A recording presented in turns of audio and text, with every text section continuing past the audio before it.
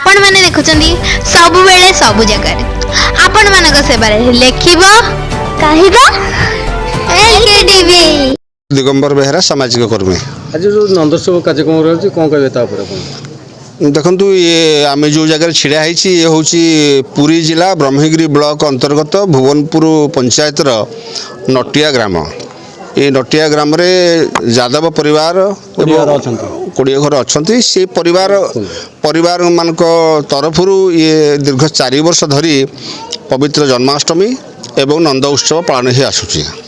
आपण मैंने समस्ते जानते आज को दीर्घ 5381 वर्ष पूर्वे भगवान श्रीकृष्ण जन्मग्रहण करते मथुरा धाम जन्मग्रहण करते।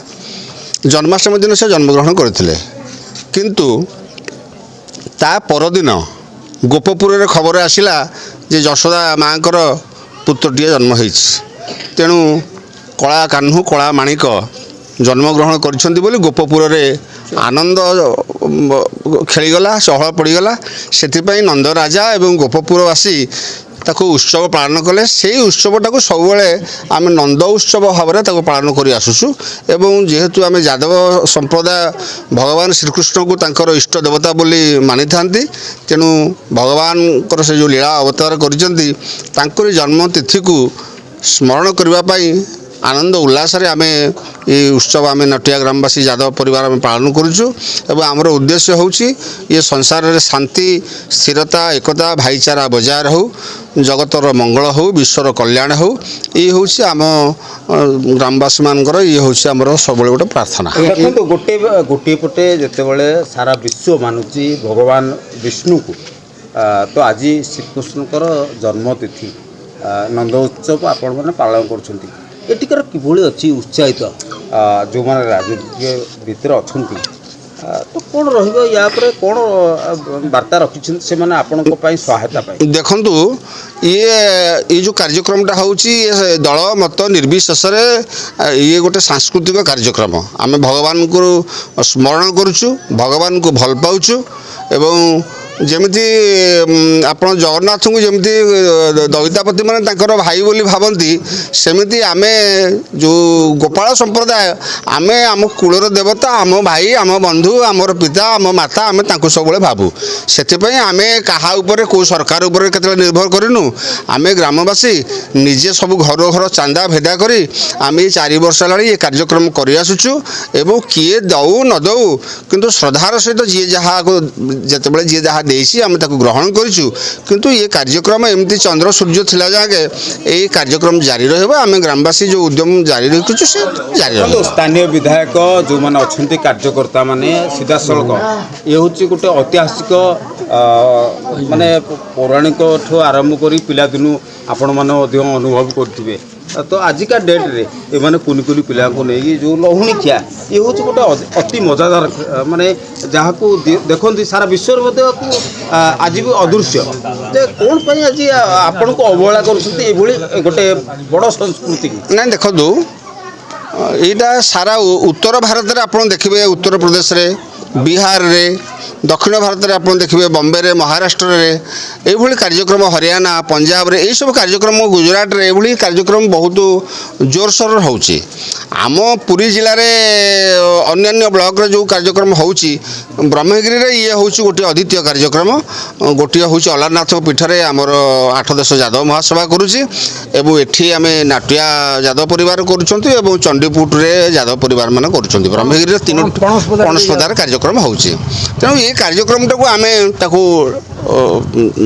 चालू रखीचु एवं आमर उद्देश्य हूँ जदि सरकारी सहायता टी मिल ताले आम ये जो पिला जो कुनी कुनी पिला माने अच्छा आम टे भल ड्रेस गोटे करूँ भल घर खंडे गोटे करूँ एवं ये कार्यक्रमटा बहुत आग को जीव। जगन्नाथ मंदिर जन्माष्टमी पालुचे आज नंदोत्सव बहुत लोक महाप्रसाद मागणार खाई जी जगन्नाथ मंदिर रे तो आपमर ये मागणा आमर ये रोषे आज आज प्रसाद समस्त सेवन करके जी जी समस्त को निमंत्रण करूँ आज्ञा आज आम 3000 लोक ये खाइबे प्रसाद मागणा खाई जी समस्ते ना ना जगन्नाथ मंदिर जो अच्छी कि आज नंदोत्सव जिते भक्त आसते अभड़ा मागणार दिज्व से आपंकर आम आज्ञा छोटिया गाँटे ଆମେ ଆଜ୍ଞା 20 ପରିବାର ଲୋକ ଆମେ 20 ପରିବାର ଭିତରେ ଯାହା ଶାଗ ମୁଗ ଯାହା ଯେତିକି କରିଛୁ ପ୍ରସାଦ କରିଛୁ ଆମେ ଶ୍ରଦ୍ଧାର ସହିତ ଯେଉଁମାନଙ୍କୁ ଡାକିଛୁ ଆମ ଆଖପାଖ ପଡ଼ୋଶୀ ଯେତିକି ଲୋକ 10-30 ଖଣ୍ଡ ଗାଁର ଲୋକ ଆସିବେ ଯିଏ ଆସିବ ସେ ଖାଇଦେଇକି ଯିବ ଆଜ୍ଞା ପ୍ରସାଦ ସେବନ କରିକି ଯିବେ। ଏଇଟା କେବଳ ଏପଟ ଆପଣ ପଞ୍ଚାୟତ ଭିତରେ ନା ଜିଲ୍ଲାକୁ ନେଇ? ନା ଆମେ ତ ବର୍ତ୍ତମାନ ଆମେ ଆମ ପଞ୍ଚାୟତ ଆଖପାଖ ପଞ୍ଚାୟତ 2-3ଟା ପଞ୍ଚାୟତ ଭିତରେ ସୀମିତ ଅଛୁ।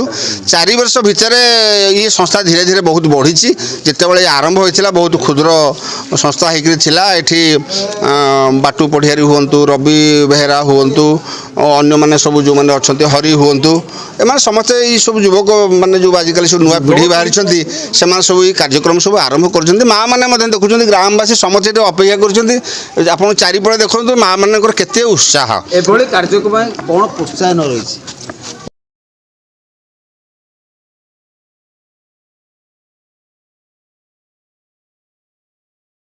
ମୋ ନାଁ ପ୍ରକାଶ ବେହେରା, ନଟିଆ ବ୍ରହ୍ମଗିରି।